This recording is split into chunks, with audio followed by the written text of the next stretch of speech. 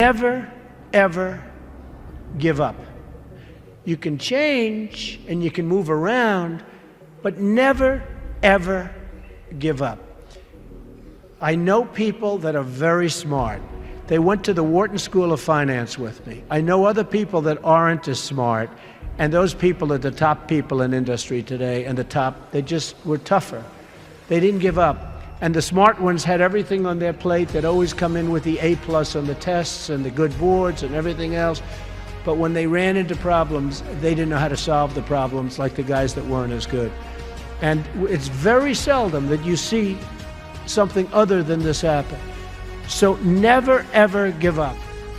A lot of that is all in the details. You've got to be into the details, because if you're not, they'll come back to haunt you. So oftentimes, life is in the details. Well, business also is in the details. You have to be very careful. You have to watch the dotted I's, because you can really lose tremendously if you don't watch those details. So we discussed that, and as Robert likes to say, probably more than I do, that's the little finger, but it's all about the details. It's very important. Right. You want to be totally focused. You can't take your eye off the ball. When I had troubles in the early 90s, a major article came out, and it said very strongly, everything he touches turns to gold. And I believed it. So I'd go out with models at night instead of working. But that wasn't good. And I remember I had a big lease coming up, and there was a big show, and I went to the show. I said, don't worry, fellas, you can handle the lease, you'll get it done. Well, I came back, they didn't get it done, and I would have had it done 100%. And then the market crashed in the 90s. So I had trouble, but it was sort of an amazing, I wouldn't want to do it again. It was an amazing test of yourself. Can you handle pressure? How are you under pressure? Are you smart? When everybody's coming at you. The worst employee is a good employee. A bad employee is fine because you fire that person right away. A great employee is phenomenal. You want to keep them and cherish them. They're fantastic. But a good employee, you never sort of fire them, but they never lead you to the next level. They just keep their job. They're sort of too good to be fired, but they're not good enough. You're never going to do great. So I always say, the worst employee isn't a bad employee, it's just a good or average employee. Gary Player, the great golfer, he was a little guy, very little, but he worked really hard. And he had a great statement, but he'd go, the harder I work, the luckier I get. And he wins the US Open. You have all these big, handsome guys, these big, giant guys, and they're hitting the ball a mile. And you have Gary Player. And Gary Player would win the Open. He'd win the Masters. He'd win this. He'd win that.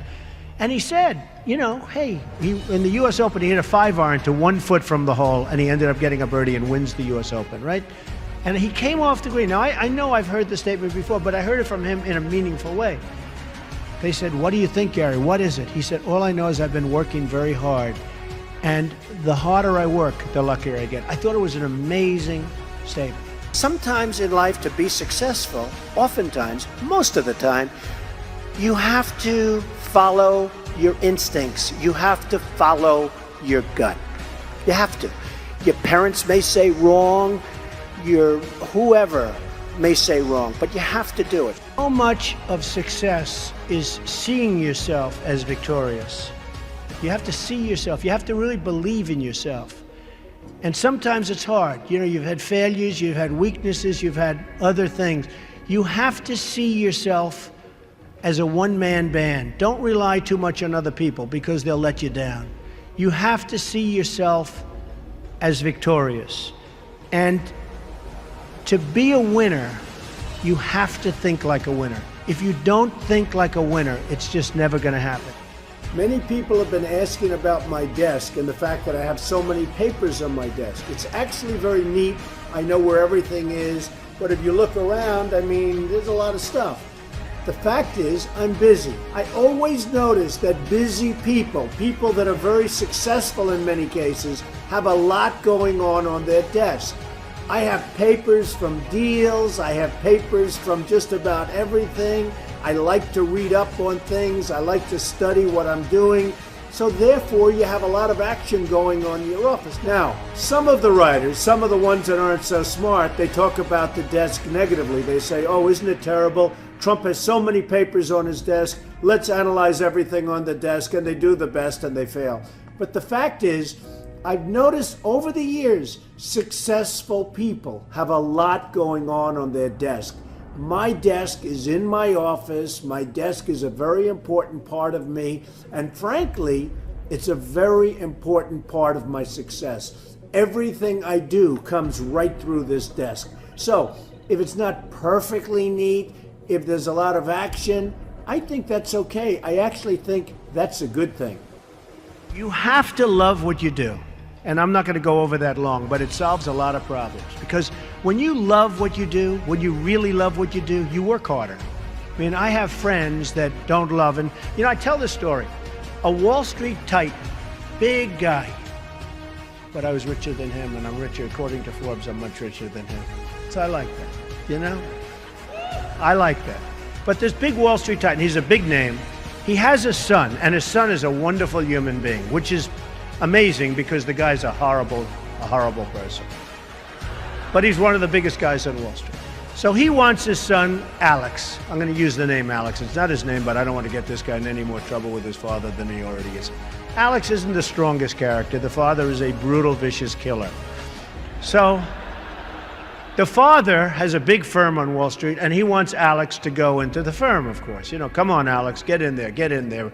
In the meantime, all these kids are graduating from Wharton and Harvard and Stanford, and they're just eating Alex's lunch. He doesn't have a chance. He doesn't have a chance. And he doesn't like it. He's not liking what he's doing. You got to love what you do. He's not liking it. So one day, but he can't leave because of his father. I actually tell him, why don't you leave? Your father's brutal. The father's just killing the guys. Tell him, you don't have what it takes. I'm sorry, Dad. Oh, this is great. So I say, you got to leave the father. You got to leave him. He said, I just can't, Donald. So anyway, he's a spoiled guy. He's a member of a very good golf club in Westchester, which is a rich place in New York. And he's on one of the committees, and he's on the Greens Committee. And they put him in charge of redoing the course. They're doing this big renovation of the course. It's a very good club. And he's there every morning at 5 in the morning. He doesn't leave. He did such an unbelievable job. The contractors respected him. Everybody respected him. So the wife comes up. He's doing so great, Donald. He's so amazing. And they give him an honor. And this is a tough group of people that have this club. They're club members and they're difficult. They gave him an honor. The club came in under budget, faster by 2 months. He did an unbelievable job, and the quality of the work was 10 times what they ever anticipated. So they gave him a medal. I said, Alex, you ought to go and do this for a living. You ought to be a builder, whether it's houses or clubs or golf courses, renovation or this. Oh, my father would go crazy. He'd never let me. So Alex went back to Wall Street, where he was miserable, and a year later he quit. And he started doing renovations of houses and clubs and different things. And he's doing great. So you've got to love what you do.